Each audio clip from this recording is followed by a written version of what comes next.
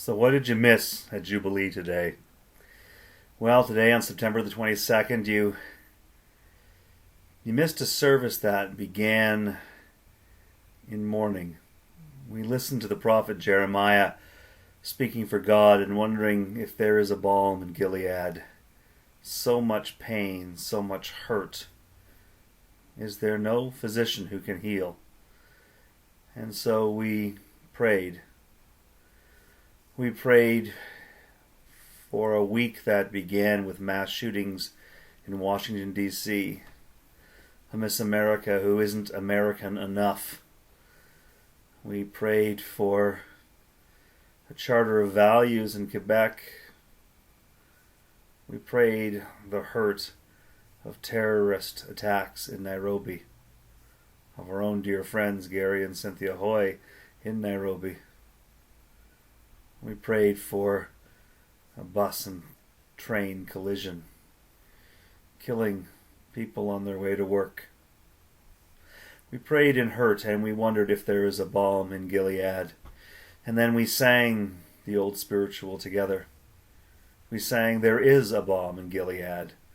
And we recognize that God's presence with us when we struggle, when we hurt, knowing that God hurts with us too, is the beginning of healing. We recognize the spirit that we share when we're together. We recognize that together we can change ourselves and the world. The choir gave us a great assurance as they sang. So you missed that today. You missed a little engagement with one of Luke's perplexing parables. A manager discovers that his boss is going to fire him, and so he goes to the clients and he slashes their bills, saves them money, figuring that they'll take care of him. But we wondered, was Jesus stupid? Were people in the first century stupid? Are we stupid? Or do we not see that the manager's best plan is not really going to work? That he's no longer going to be trusted? That he's made a bad situation worse? And so we wondered together what that could possibly mean. We wondered about those who would sell us cheap grace, who would tell us that we don't have to pay the full bill for living, that somehow we can get through this life without pain or hurt if we simply give ourselves over to their brand of faith. And we realize that those people don't really represent the boss, the master.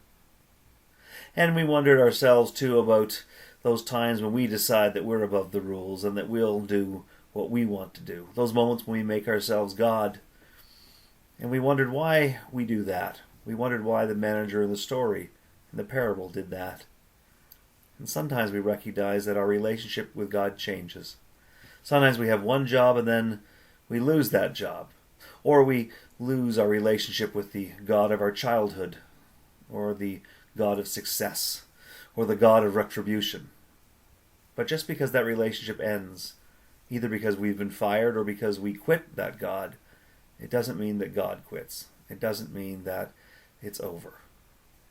God is always with us, ready to meet us anew, inviting us into a new relationship when the old one is done. That's what the man in the parable didn't seem to understand. But we think that's what Jesus wanted us to understand in telling that story. Or maybe there's something more. Today we wondered. And today it would have been nice to have you. So hopefully we'll get to see you soon. But that's what you missed today at Jubilee. Hope to see you soon. God bless.